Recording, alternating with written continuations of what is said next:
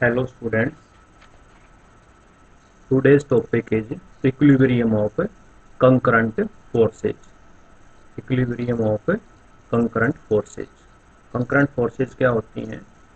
The forces which are acting at a point are called concurrent forces. जो forces एक ही point पे act करती हैं, जैसे कि मान लो ये कोई पॉइंट है, इधर से एक फोर्स इस पे एक्ट करे, इसी पॉइंट पे दूसरी फोर्स एक्ट करे, इसी पॉइंट पे थर्ड फोर्स एक्ट करे, तो हम बोलेंगे तीनों फोर्सेज क्या हैं? कंकरेंट फोर्सेज है। कंडीशन ये है कि वो एक ही पॉइंट पे एक्ट होनी चाहिए, एक्ट करनी चाहिए।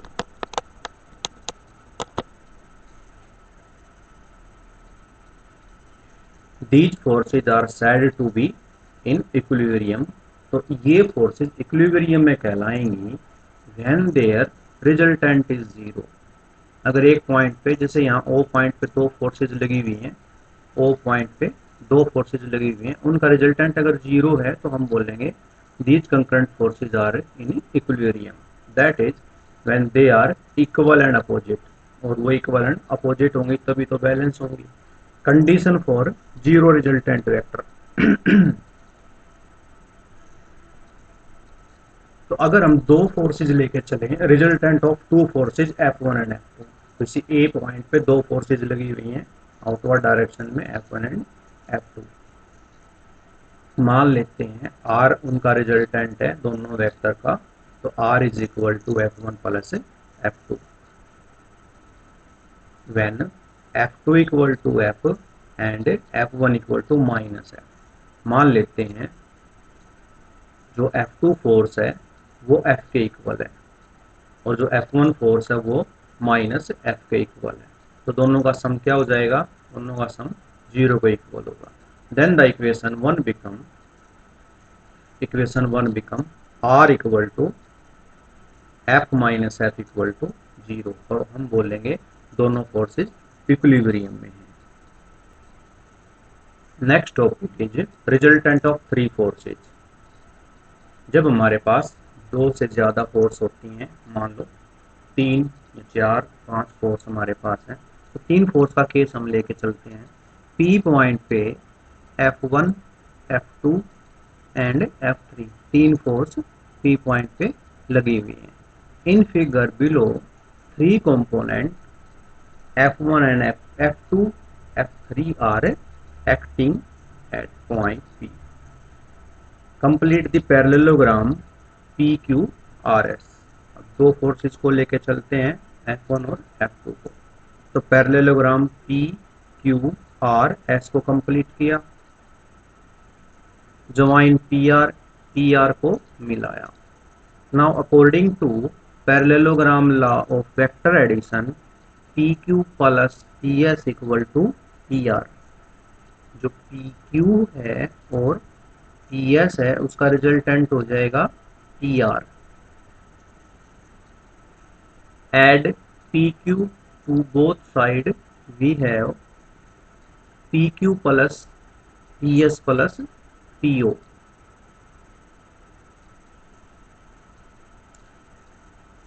Equal to PR plus PO।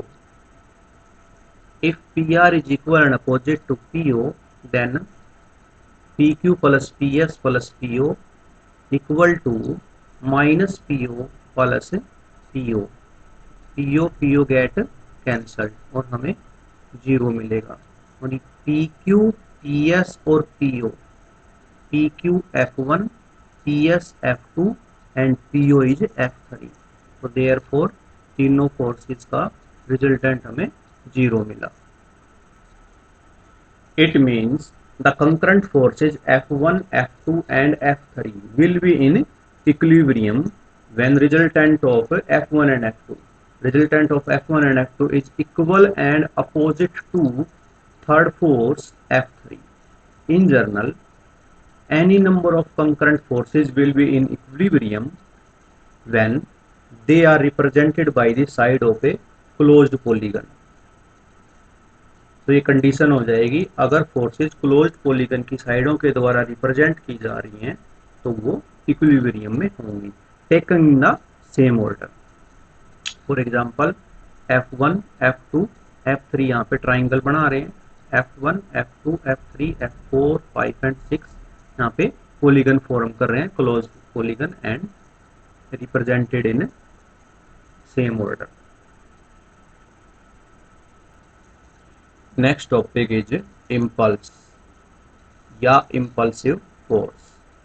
Those forces which act on bodies for short interval of time. Those forces which act on bodies for short interval of time are called impulsive forces. इसको हम ऐसे समझ सकते हैं, अगर हम graph plot करें force और टाइम के बीच में, तो बहुत स्मॉल टाइम के लिए एकदम से लार्ज फोर्स लगेगी और फिर वापस खत्म हो जाएगी। तो ये जो एरिया हमें मिला, दिस एरिया इज इम्पल्स, क्योंकि इम्पल्स होता है force into small time delta t. Such force does not remain constant but change first from zero to maximum.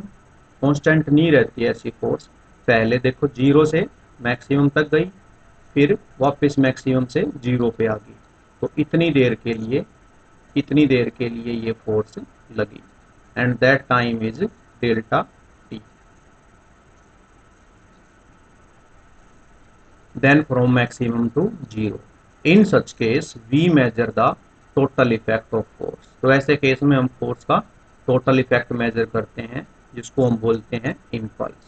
It is denoted by I, और आई होता है force into time, force into small time. Mathematically it is given by the product of average force and the time for which the force act on the body, for which the force act on the body।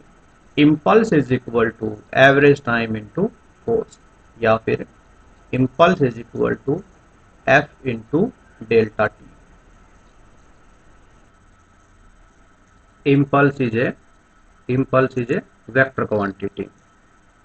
The unit of impulse, ऐसा unit क्या बनेगी, क्योंकि impulse होता है I is equal to F into delta T, तो newton second, ऐसा unit is newton second in CGS dyne second.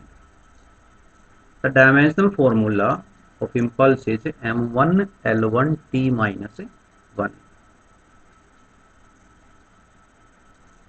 Next topic is impulse momentum theorem.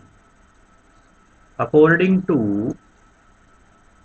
this theorem, from Newton's second law of motion, F is equal to dp by dt। dt को F की तरफ multiply कर दें, F dot dt या F into dt is equal to dp। दोनों तरफ integration कर देते हैं, integrating with suitable limit. F को बाहर रखा, dt time from t1 to t2, और dp इस RHS में इंटीग्रेशन किया from p1 to p2, where p1 and p2 are the initial and final linear momentum at interval t1 and t2 respectively. Integration के बाद हमें मिला f t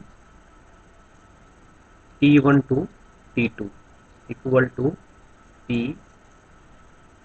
p1 to p2। अब अपर और लोअर लिमिट पुट कर देंगे, f time t2 minus t1 equal to, एक बार p2 रखेंगे माइनस p1, तो p2 minus p1। t2 minus t1 is delta t and p2 minus p1 is delta p। हमें मिला therefore f into D T equal to delta P. और अगर इसको differential की फॉर्म में लिखें तो F D T equal to D P. Also from definition of impulse we know that I is equal to F D T, impulse is equal to F D T. तो F D T की जगह पे impulse हम put कर देंगे, तो impulse is equal to DP, change in linear momentum, या P2 minus P1. So impulse is equal to total change in linear momentum, we can say. Hence impulse is equal to change in linear momentum.